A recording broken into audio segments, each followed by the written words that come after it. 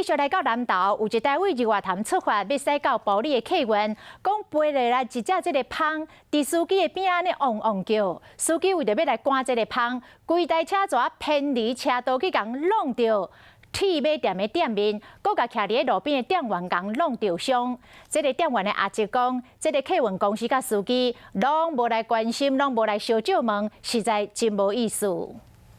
这台客运是要对日月潭开去埔里，司机开车开到一半，发现讲边仔一只蜂飞来飞去，惊去定着，再甲帽仔提起来压，一直压，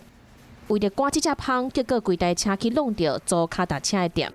徛伫路边的店员怎呢去弄着伤？态度问题，让我们觉得说，好像伊拢无代志呢，一堆弄了啊，都不会来处理啊。脚踏车的店头家无特别讲啥，但是受伤的店员伊阿叔讲，孙仔去用弄着伤，请2天的假日处理休养，但是客运公司和司机拢无甲因安打，一直到因主动敲客运公司，司机才送红包来200块。我们也派人到现场处理跟慰问啊，其他的部分那个保险公司会立即上做后续的处理。客运公司出来驳回讲，阮无讲无要无紧啊，赔偿的部分会互保险公司来处理。嘛，甲你提醒一个，开车若是拄到这款的状况，上好是甲车停伫较安全的所在，唔通亲像安尼哪开哪赶这只蜂，真危险。